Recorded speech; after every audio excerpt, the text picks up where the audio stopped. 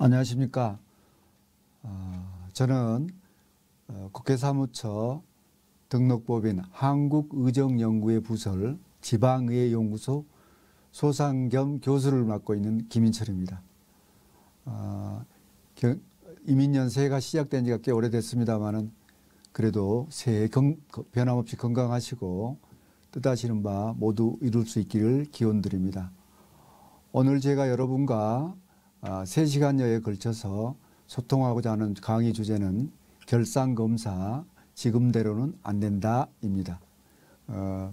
지금까지 잘해 오셨는데 안 된다라는 말씀을 드리게 돼서 송구하기도 하고 다소 언짢을 수도 있습니다만 양해 부탁드립니다.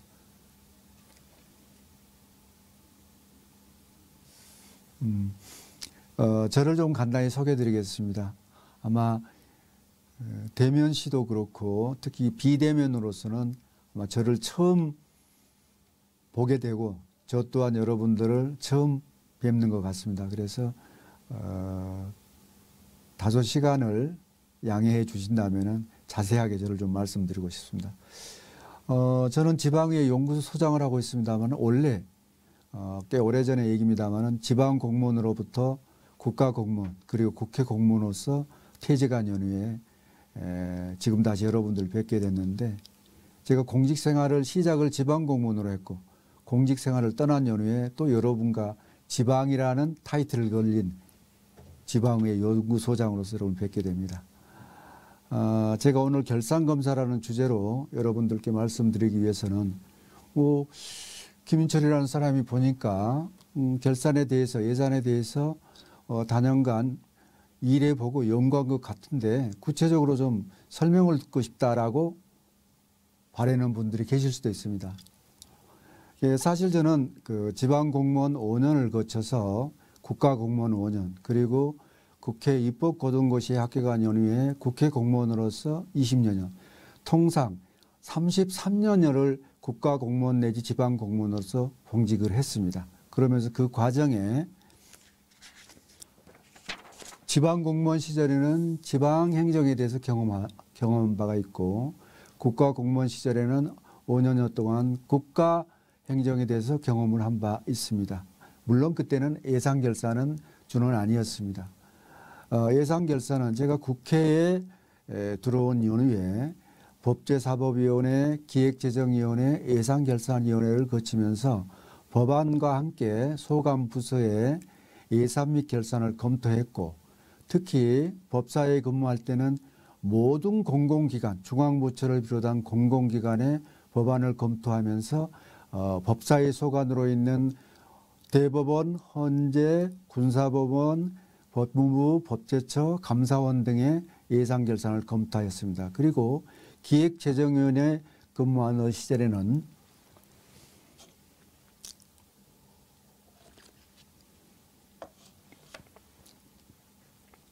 재무부, 기획예산처, 국세청, 관세청 그리고 산하기관 등에 대한 법안 및 예산과 결산을 검토하였고 특히 세제실과 국세청, 관세청 업무를 맡으면서는 한국의 조세제도와 조세정책에 대해서 경험한 바 있습니다. 특히 1997년도에는 지금 국가는 조세지출예산제도, 지방은 지방세지출 또는 지방세 비과세 감면이라는 제도를 운영하고 있는데 사실 그 제도는 제가 97년도에 예산 관련 박사학위 논문을 준비하면서 미국에 다녀온 바 있습니다. 그때 미국 재무성과 의회예산처 시비를 거쳐오면서 미국의 조세지출 예산제도라는 제도로 관련 자료를 가져온 바 있습니다. 그래서 제가 그 자료를 그때 당시 세제실에 전수한 바 있습니다. 그리고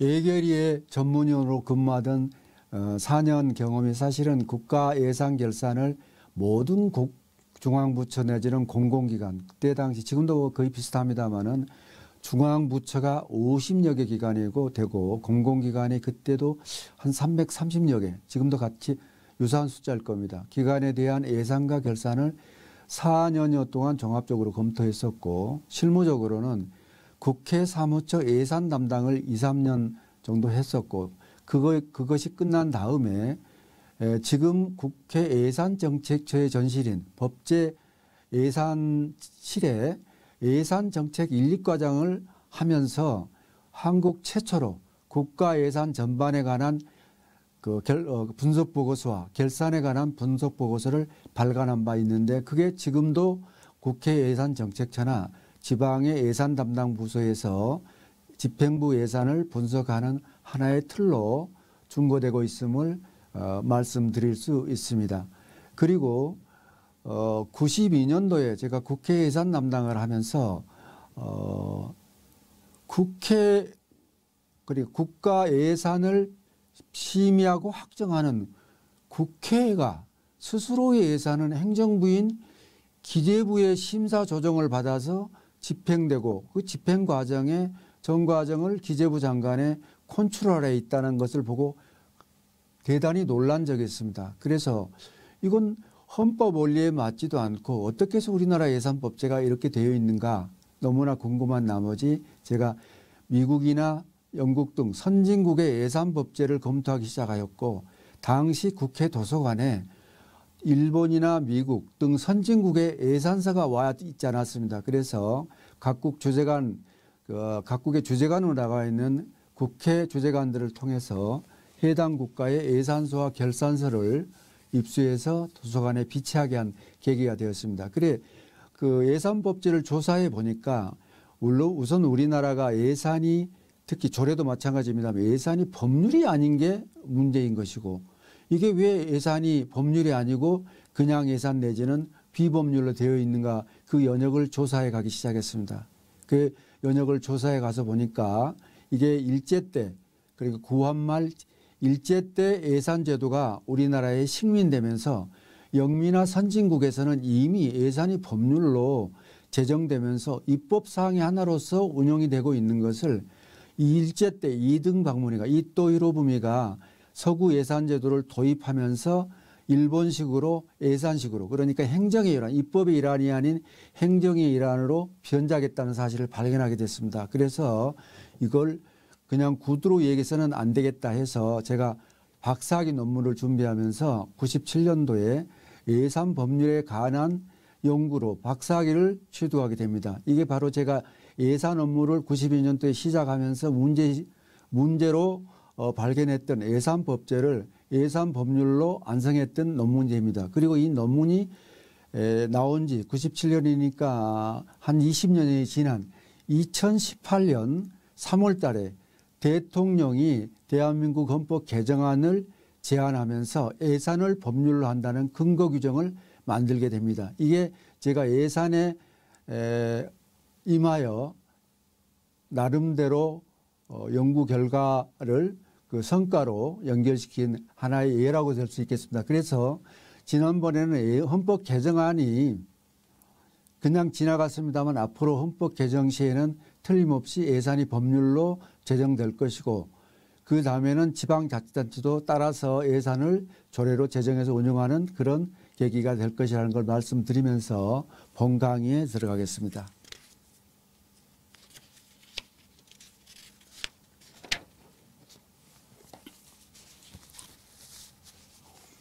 모두의 얘기가 좀 길어집니다만은 지금 화면에 보이는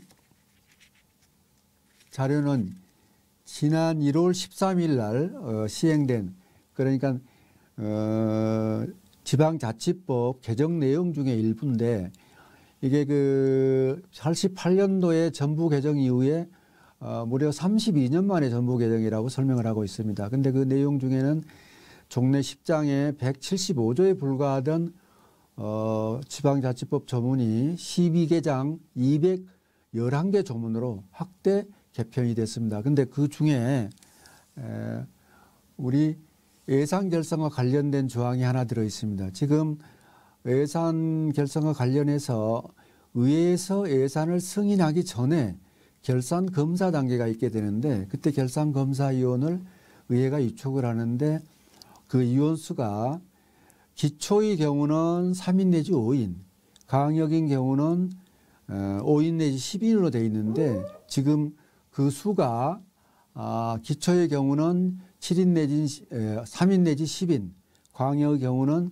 7인 내지 20으로 정원할 수 있도록 그렇게 개정됐다는 내용을 먼저 말씀을 드립니다. 이거는 종래 그 기초광역으로 구분이 되어 있긴 합니다만은 지방자치단체의 재정 규모나 사업의 그 방대성 등에 비춰볼 때 그 인원수가 지방 결산을 하기에는 태부적이다라는 지적들이 있었고 저 또한 지방결산검사위원으로 참여하면서 느꼈던 사항들 중에 하나입니다. 그래서 결산검사위원 수를 증가시키는 것은 말할 것도 없고 결사검사 기간이 지금 통상 20일 내지 30일 운영되고 있는데 그런 부분 그다음에 그 기초 중에 인구가 100만이 넘는 이번 지방자치법을 개정하면서 특례시로 인정하는 그런 규정이 들어 있습니다만은 특례시 경우 그 위원수를 별도로 조정하는 그런 규정이 이번 개정에도 들어가 있지 않습니다. 그래서 이런 부분은 입법 과제로 남아있다는 말씀을 먼저 드립니다. 그리고 또 하나 곁들여 말씀드릴 것은 좀 이게 결산검사하고 직접 유관하지 않지 않느냐라고 의문을 가질 수가 있는데 그렇지 않습니다. 그 지방자치법 개정안 중에 이번에 그 관심이 가는 부분이 두 부분이 있는데 정책 지원 전문 인력을 충원할 수 있는 것과 그다음에 지방의회 직원을 지방의회 의장이 직접 임명할 수 있는 그 두 가지 규정이 들어있는데 정책 지원 전문 인력은 쉽게 말씀드리면은 국회 각 교섭단체별로 정책 정부위원을 운영하고 있는데 그 제도를 모델로 하고 있다는 것으로 이해하면은 크게 내용에 오해가 없을 것 같습니다. 그러나 이걸 충원하면서 그 수가 지방자치단체의 의원수의 2분의 1을 연차적으로 충원하고 있다는 것은 좀 아쉬운 측면이 있고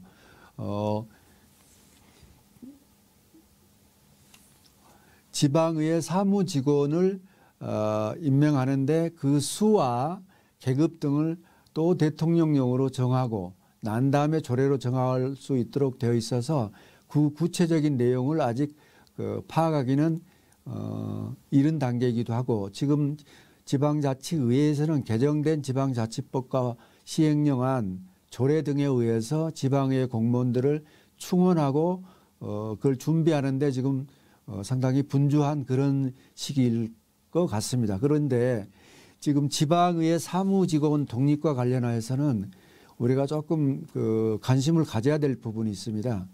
예를 들면은 국회에는 국회 사무처가 있고 도서관이 있고 입법조사처가 있고 예산정책처가 있고 또 법제실이 있습니다. 그리고 위원회 직원이 전문위원 등으로 해서 상당히 많은 위원이 종사를 하고 있는데 우리는 지금 지방자치의회가 재개돼 가지고 활동을 시작한 지가 30년이 다 돼 갑니다만은 아직까지 지방자치의회의 사무직원들이 집행부에서 파견되는 형식, 즉 말해서 지방의 의원이 추천해 가지고 지자체장이 임명하는 그런 형국이었기 때문에 지방의회 소속 공무원들이 지방의회 입장에서 독자적으로 입법 지원을 활동하는 데는 상당히 현실적으로 한계가 있었습니다. 그래서 오늘 결산검사 활동을 말씀드리기도 합니다만은 그 외에 행정사무감사나 결산승인, 예산심의 등 지방의회에 고유한 활동을 하는데 지원 인력이 집행부 소속이다 보니까 상당히 그 한계가 있었고 지금 지방의회 활동이 그 실적이나 업적이 미흡하다는 지탄이 대상이 되는 것은 곧 지방의회 직원들이 독립적으로 의회를 지원할 수 없었던 데 문제가 있었던 것입니다. 뭐 좀 늦은 감이 없지 않습니다만 지금이라도 지방의회 공무원들이 독자적으로 충원되고 활동할 수 있는 틀을 만든 것은 다행이라고 생각을 합니다. 지금 국회가 나름대로 국회의 입법활동을 독자적으로 지원할 수 있는 것은 국회 스스로 독립적인 활동을 할 수 있는 신분이 보장되고 활동할 수 있는 국회 공무원들의 조직이 별도로 활동하고 있다는 점을 염두에 두시면 이해가 쉬울 것입니다.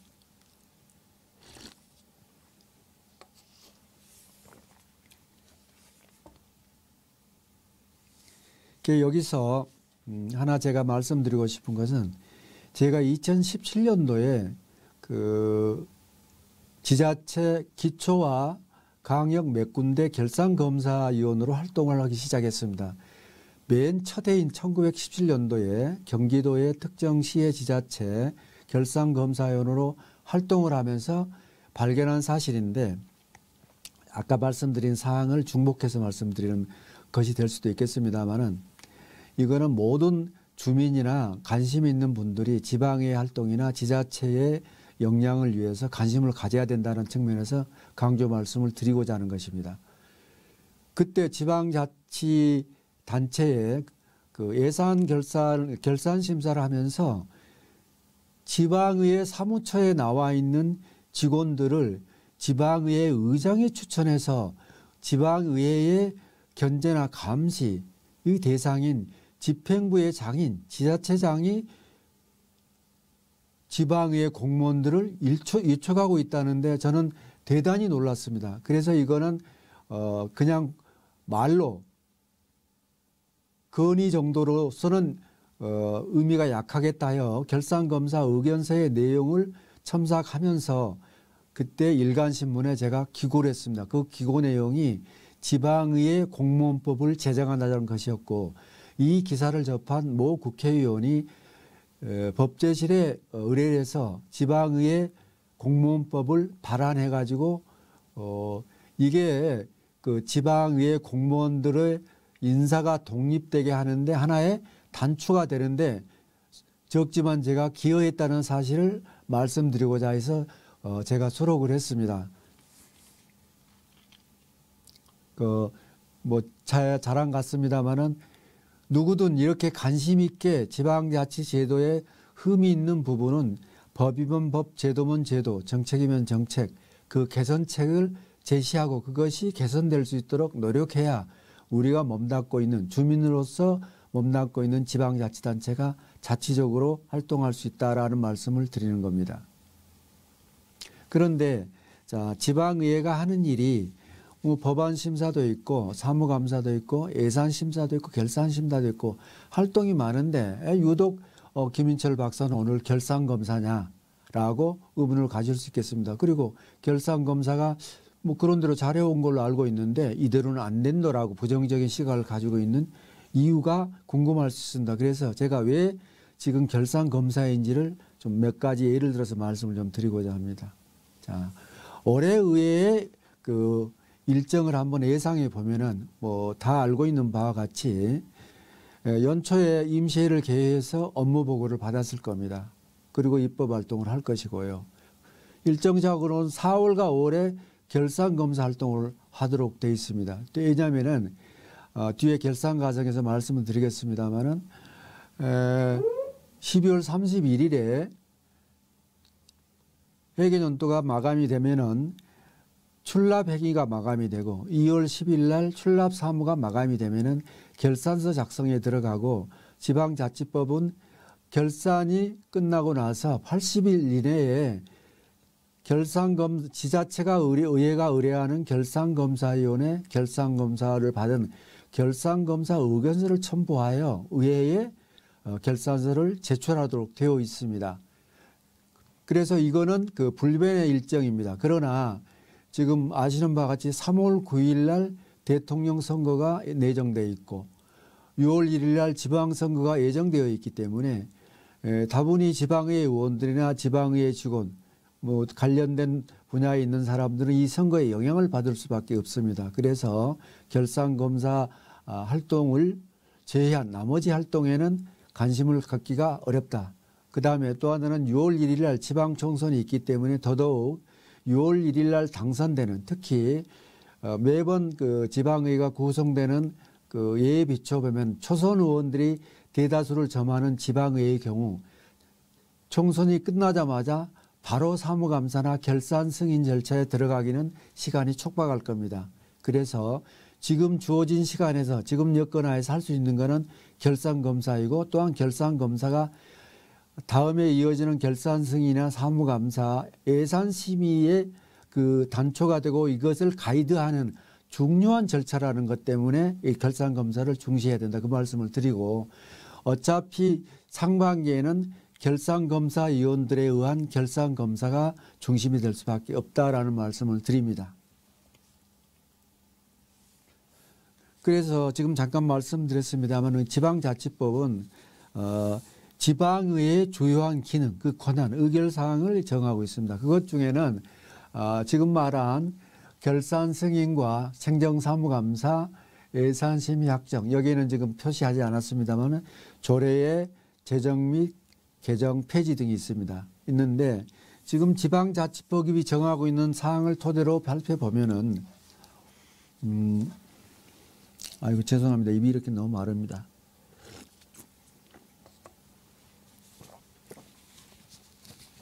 자, 한번 같이 보시죠. 맨 상단에 결산검사가 있고 그다음에 결산 승인이 있고 행정사무감사가 있고 예산심의확정이 있습니다. 이거는 모두 지방자치법이나 지방재정법, 지방회계법에 규정되어 있는 사항들이고 그 주체는 결산검사는 아까 말씀드린 대로 결산검사위원, 결산승인은 의회 의원이 중심이 되는 상임위원회 예결위 또는 본회의, 그다음에 행정사무감사는 소관위원회 중심으로 본회의, 그다음에 예산심의확정은 상임위원회 예결위 본회의 중심으로 이루어지는데 그 대상은 결산검사는 결산서 등이고 결산승인 역시 결산서입니다. 그리고 행정사무감사는 지방자치법이 정하고 있는 자치사무입니다. 그리고 예산심의확정은 집행부에서 제출하는 예산안입니다. 그리고 그 시기는 결산검사는 3월과 5월, 결산승인은 6월달 정례회. 그러나 지방자치법령에 6월 1일 날 총선이 있기 때문에 6월 달에 총선이 있는 해는 하반기 9월 내지 10월 어떻든 하반기에 결산 승인을 하도록 규정을 두고 있습니다. 그래서 상반기에 의회에 의한 결산 승인은 이루어질 수가 없습니다. 또한 사무감사도 지방자치법령에 의해서 6월 달에 이루어지는 1차 정례회 또는 12월 내지 11월 달에 이루어지는 12월 달에 이루어지는 2차 정례회에 행정사무감사를 하도록 되어 있는데 역시 상반기에 사무감사는 어렵기 때문에 사무감사 또한 하반기 또는 2차 정례회 때 지금 이루어질 수밖에 없습니다. 그리고 그 기간으로 보면은 결산검사는 지방자치법령에 20일 내지 30일 할 수 있도록 되어 있고 이 기간도 다른 의회 지방의회 활동에 비하면 장기간입니다만은 결산검사를 전문으로 하고 있는 국가의 감사원이 하고 있는 국가 세입 세출에 대한 결산검사 기간이 40일인 것에 비추어 보면은 짧은 기간입니다. 그리고 결산승인은 통상 의회에서 이루어지는데 그 기간이 일주일. 그 다음에 행정사무감사는 기초는 9일 또는 14일. 예산심의확정은 역시 일주일 정도입니다. 그래서 법령상으로도 결산검사가 주어지는 기간이 가장 장기이고 중요한 시기입니다. 그리고 결산검사를 토대로 해서 결산승인이 이루어지고 행정사무감사가 이루어지고 예산심의확정이 이루어지기 때문에 결산검사야말로 일부 전문가들이 주축이 돼서 이루어지는 활동이기 때문에 향후에 계속되는 지방의회의 활동을 리드하고 안내하는 중요한 활동입니다. 그래서 유독 오늘 결산검사를 중요하게 말씀드릴 수밖에 없다. 이런 말씀을 강조드립니다. 그래서 지금부터 드릴 말씀 순서는 예산과정, 결산검사, 그리고 결산검사위원, 결산검사 활동, 결산검사 의견서, 결산승인을 순서로 해서 차근차근 말씀을 드리도록 하겠습니다. 들어가기 전에 아주 간단하게 일별하자 하면은 예산의 사이클, 즉 예산의 과정이라는 것을 한번 볼 수 있습니다. 다 알고 계십니다만 예산 과정은 예산이 집행부에 의해서 편성되고 그 예산안이 의회에 제출이면 의회에서 심의 확정하고 의회에서 심의 확정된 예산이 집행부에 이송이 돼서 집행되고 결산되는 일련의 과정들입니다. 그런데 그 과정의 종례는 결산 중심으로만 우리가 보았습니다만 오늘은 결산의 전 단계로서 이 결산검사를 주안으로 본다라는 걸 다시 말씀드립니다. 예산 과정은 잠깐 그림으로 보여드린 것처럼 편성, 심의확정, 집행, 결산, 그리고 결산검사와 승인, 그 다음에 별도의 안건인 ABB 지출 승인으로 이루어집니다. 잠깐 스쳤습니다만은 그 예산의 사이클이라는 그림이 있는데 이거는 제가 한 2년 전에 저술했던 예산 과정 중심의 교재입니다. 즉 말해서 예산서, 결산서를 보는 기본서 읽기를 전제로 하고 그 과정에 예산 과정에서 이루어지는 법적 제도적 원칙과 그 상황들을 설명하는 약 700쪽에 이르는 방대한 텍스트입니다. 이거는 지금 개정 작업에 들어가 있기 때문에 조만간 개정판이 나오면 여러분 관심 있는 여러분들은 접할 수 있을 것입니다. 그래서 예산안 심의와 결산 승인과 예산 심의 확정으로 그 정점에 다다르는 예산 과정을 충실히 보고 이해하고 활동하기 위해서는 예산 사이클이라는 이 과정이 텍스트로서 한번 일별되어야 한다는 걸 말씀드립니다.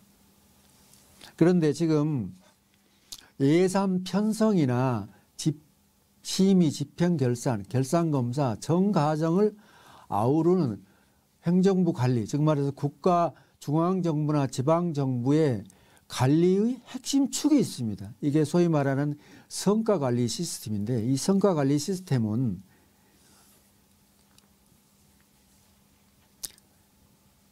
예산의 편성이나 심의, 집행, 결산은 전 과정을 성과 중심 과정으로 운영한다는 것인데 이 성과관리는 정부, 여기서 정부는 중앙과 지방을 포괄하는 의미로 이해하시면 됩니다. 정부 업무를 추진함에서 기관의 임무, 중장기 목표, 연도별 목표 및 성과 지표를 수립하고 그 집행 과정 및 결과를 경제성, 능률성, 효과성 등의 관점에서 정의하는 일련의 활동을 말한다고 정부 업무 평가 관리 기본법 제2조 6호는 정하고 있습니다. 그리고 이를 받아 지방재정법은 지방자치단체의 장은 지방재정활동의 성과관리 체계를 구축하고 행안부 장관이 작성해서 배포하는 작성 기준에 따라 예산의 성과계획서와 성과보고서를 작성, 주요 재정사업을 평가하고 그 결과를 재정운영에 반영, 즉 말해서 이어지는 예산 편성 및 집행 결산에 반영해야 한다는 그 재정운영의 중심이 성과관리임을 규정하고 있습니다. 자, 성과관리는 그림을 보시고 알겠습니다. 지금 말씀드린 그런 것들을 표로 정리해 두었습니다. 기관의 임무 설정, 성과계획서, 그 다음에 사업별 목표, 역시 성과계획서, 성과계획서라서 예산을 편성하고 심의하고 집행하고 그 과정마다 성과를 측정하고 결산 단계에서 그 예산 성과 내지 실적을 평가한 걸 보고서로 작성해서 그 결과를 다음 예산, 즉 성과 예산 편성에 연계한다는 그런 그림입니다. 그리고 이거는 그 단계별로 온 겁니다. 임무, 비전, 전략목표, 성과목표, 관리과제, 성과지표. 여기에서 우리가 그 중기지방재정계획을 수립합니다. 이거는 중앙으로 치면은 국가재정운영계획에 해당되는 건데 중기지방재정계획이라는 것은 쉽게 말하면은 단년도 예산이 아니라 5년도 예산이라고 보시면 됩니다. 그러니까 5년간의 향후 5년간의 정부기관의 수입과 지출을 계획한 표라고 보시면 됩니다. 여기서 비전이라는 것은 그 중기지방재정계획에서 보여지는 지방자치단체의 5년 앞까지의 비전을 보이고 비전에 따라서 전략목표, 즉 말해서 5년 후의 목표를 얘기하는 것이고 5년 후의 전략목표를 달성하기 위한 당해년도의 성과계획에서 정하는 목표를 성과목표라고 얘기를 합니다. 그리고 이 성과목표를 달성하기 위해서 편성하는 그 예산, 관리 과제를 단년도 성과예산 내지는 정책사업이라고 하는 것들입니다. 그리고 이 결과를 측정하기 위한 그 지표를 성과지표라고 한다는 것을 그림으로 보여주고 있는 것입니다. 이것은 이 표를 다시 설명드리질 않겠습니다. 그 텍스트를 나중에 PPT를 보시면 알겠습니다. 한번 보실 걸 전제로 해서 이 성과관리 제도는 우리나라에서 만든 제도가 아니고 우리나라 예산제도 자체가 영미 예산제도를 일본 제도를 통해서 받아들인 것처럼 이 성과관리는 일본 예산제도를 그 중심으로 하면서 운영, 그 소프트웨어로 우리가 받아들인 미국의 성과관리제도, 즉 말해서 GPAR법상의 제도를 우리가 모델로 한 것이고, 미국에서는 이게 1993년도에 GPR이라는 성과관리법에 의해서 다시 시행되는 제도입니다. 그래서 그 제도를 설명한 것인데, 그 내용은 지금 우리가 운영하고 있는 한국의 성과관리 제도를 설명하는 것과 그 내용이 같습니다. 자, 그런데 미국의 성과관리, 이제 나중에 설명을 드리겠습니다만은 이 부분은 중요한 부분이라서 한번 말씀을 드리고 후에 관계되는 분야에서 다시 한번 말씀을 드리도록 하겠습니다. 즉 말해서 미국의 성과관리 제도는 행정부, 행정기관, 행정사업, 행정부 예산사업의 성과를 염두에 두고 있는 것이지, 국회나 법원, 특히 성과 측정이나 성과사업과 직접 친하지 않은 감사활동이나 뭐 정보활동 등은 그 대상에서 제어하고 있습니다. 그러나 우리나라는 지금 국가도 그렇고 지방도 그렇고 국회나 법원은 말할 것도 없고 감사, 정보 등 성과 예산과 성과 측정이나 관리와 적합하지 않고 성격상 맞지 않는 것들을 일괄해서 운영하고 있기 때문에 성과관리 제도가 상당 부분 형식화에 치우치고 있다는 점을 한번 지적드리는 겁니다. 참고로 한번 보시죠. 지금 보면은 미국의 성과관리 제도는 성과계획이나 성과 측정의 대상에서 행정기관을 원칙으로 하면서도 행정부의 CIA, 정보원, 우리로 치면 국가정보원, 그다음에 감사원, 연방우편국 등은 그 대상에 제외하고 있을 뿐만 아니라 입법부와 사법부는 원칙적으로 성과계획이나 성과대상, 성과예산 대상에서 제외되어 있다는 것을 염두에 두셔야 됩니다. 그래서 향후 제도 개선 시 우선적으로 이거는 개선이 돼야 되고, 지금 법제도가 법령의 제도 개선까지 가지 않는다면 운영상 이를 개선해야 된다는 것을 한번 말씀드려둡니다. 자, 성과보고서는 이렇게 작성이 되는데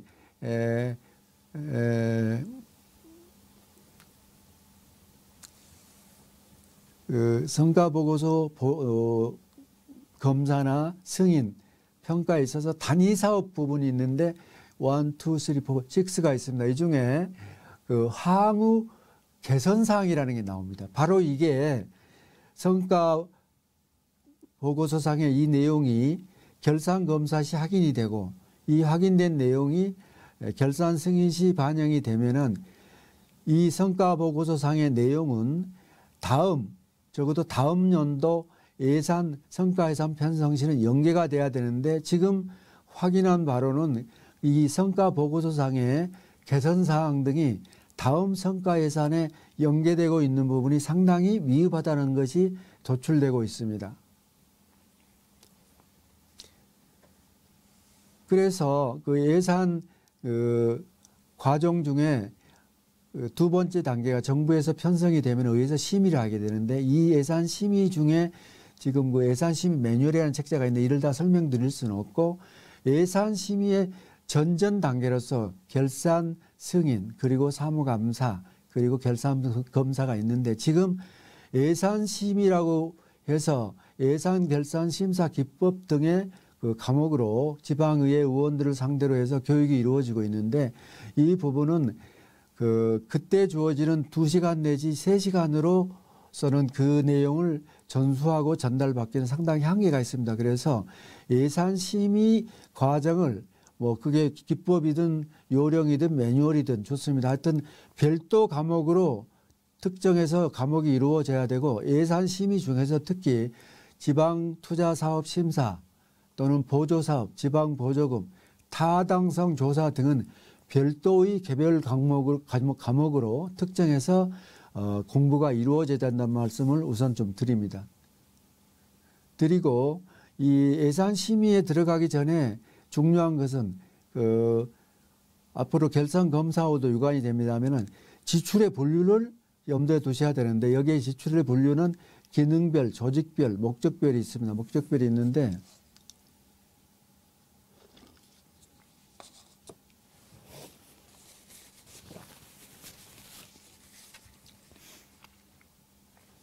이 기능별이라는 것은 중앙이나 지방이 행사하고 있는 주요한 활동이나 업무 사업 등을 그 기능에 맞추어서 분류한 건데 지금 중앙은 12개, 지방은 13개 기능으로 지금 분류하고 있는데 이거는 그 모델이 1950년도에 미국의 차트 위원회라는 게 있었습니다. 그래서 연방의회가 이 위원회에 연방 정부가 하고 있는 활동을 조사해서 그 기능을 보고하였는데 그에 나타난 기능이 미국 연방 정부는 15개의 주요 기능과 400개의 소항목으로 분류되어 있습니다. 그러나 미국은 지금 12개의 기능과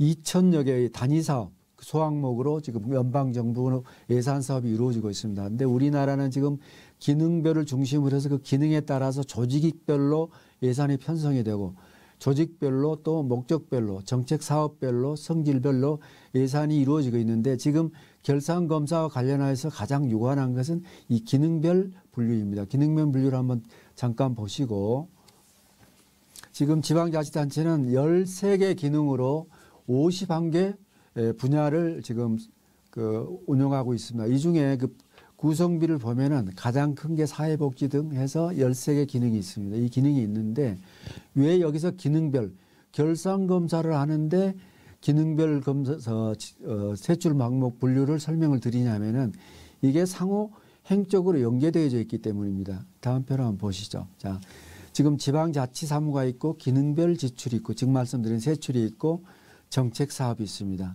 지방자치사무는 지금 지방자치법에 13조에 7개 호에 61개 사무를 규정하고 있고 기능별 세출은 지금 예산서상에 13개 분야에 51개 부문을 규정하고 있는데 지금 서로 호환적입니다. 어느 게 먼저이다라고 말할 수가 없습니다. 지방자치법에 의한 사무법이 기능별의 기준인지 기능별에 따라서 지방자치사무가 규정되어 있는지는 그 선호를 가리기 어렵습니다만은 아까 잠깐 말씀드린 것처럼 사실은 실질적으로 지방자치단체가 활동하고 있는 그 내용을 조사한 결과를 지방자치사무나 국가사무로 규정을 하고 있기 때문에 이거는 서로 호환적이라고 할 수 있습니다. 그리고 이 기능별 세출에 따라서 정책 사업이 각 그 소관별 그 조직별로 구체적으로는 중앙도 없고 지방도 그렇습니다. 실과 단위로 정책 사업이 편성이 되죠. 편성이 되는데 정책 사업은 주로 과단위로 편성이 되지만 정책 사업이 과별로 적어도 1개 이상이 있습니다. 그리고 그 밑에 단위 사업, 세부 사업이 이루어져 가지고 정책 사업이 구조를 이루고 있는데 이건 종적인 것이고 행적으로 보면은 단위 사업, 세부 사업으로 이루어지게 됩니다.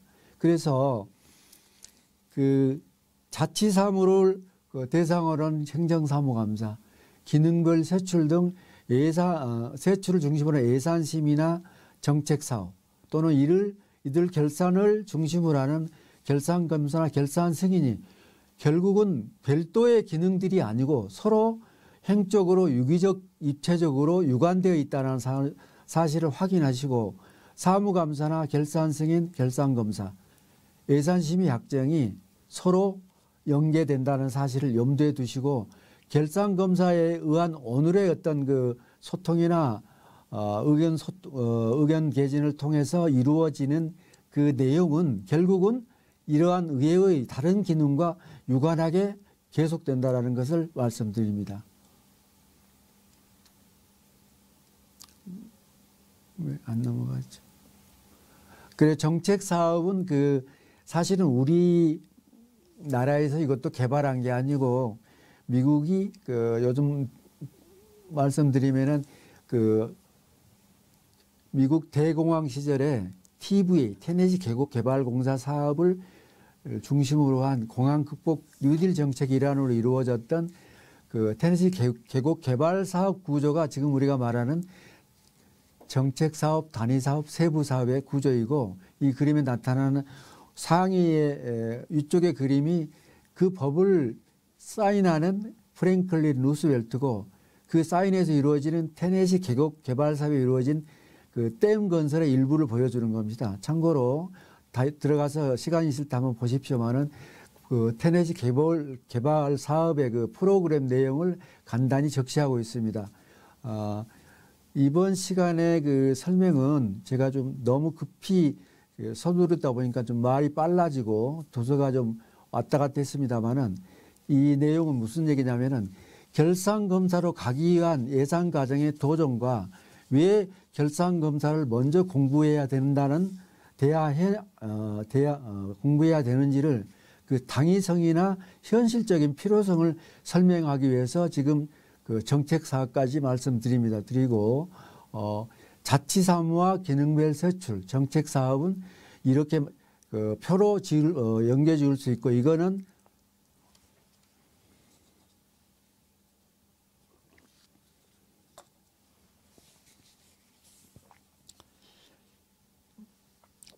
유념해 두실 것은 이거를 그 책으로 출력이 되시면은 텍스트로 가지고 계시다가 결산검사 확인 시, 결산 승인 시, 사무감사 시, 예산심의 확정 시, 기타 의정을 활동할 때 자치사무가 어떤 것이고 기능별 세출이 어떤 것이고 정책사업이 어떤 것이고 지금 내가 관심을 가지고 있는 우리 지역사업이 어느 사무에 어느 기능에 어떤 정책사업의 일환인가를 그 주소를 위치를 파악하고 그것의 진행 과정을 팔로우해 가는 게 중요하다는 말씀을 드립니다. 드리고 그 자치사무가 1호, 2호, 3호, 4호, 5호, 6호, 7호까지 이렇게 구성되어 있는데 이 7호는 지방자치단체가 독자적으로 국제교류를 할 수 있는 근거 규정을 만드는 규정이고 이번에 새로 도입된 지방자치사무입니다. 그래서 여기에 기능별 분류라든가 세출의 일환인 정책 사업을 어떻게 운영할 것인가는 아마 집행부에서 지금 예산을 편성할 때 구체적으로 나타나지 않을까 생각을 합니다. 그래서 여기까지 일단 그 말씀드리는 것으로 전 단계 시간을 정리하고 잠깐 쉬었다가 다음 단계에서는 구체적으로 결산이 어떻게 이루어지고 그 과정에서 결산검사를 어떻게 할 것인지를 한번 자세히 살펴보도록 하겠습니다. 수고하셨습니다.